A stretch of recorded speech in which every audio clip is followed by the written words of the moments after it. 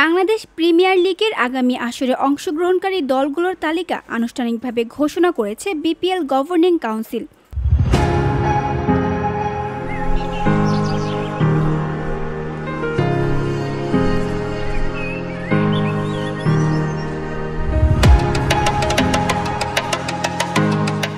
বৃহস্পতিবার এক সংবাদ বিজ্ঞপ্তিতে জানানো হয়, বাংলাদেশ ক্রিকেট বোর্ডের তত্ত্বাবধানে ফ্র্যাঞ্চাইজিগুলোর নিবন্ধন ও মূল্যায়ন প্রক্রিয়া সম্পূর্ণ হওয়ার পর এই ঘোষণা দেওয়া হয়েছে। গভর্নিং কাউন্সিলের বিবৃতিতে বলা হয়, সব শর্ত পূরণের পর 5টি ফ্র্যাঞ্চাইজি আসন্ন মৌসুমে অংশগ্রহণের অনুমোদন পেয়েছে। নতুন মৌসুম শুরুর আগে এটি একটি গুরুত্বপূর্ণ মাইলফলক বলেও উল্লেখ করা হয়।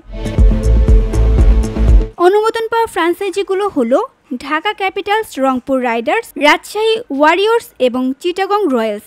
আগামী 17 নভেম্বর অনুষ্ঠিত হবে খেলোয়াড় ড্রাফট, আর ডিসেম্বরের মাঝামাঝি মাঠে গড়াবে বিপিএল-এর 12তম আসর।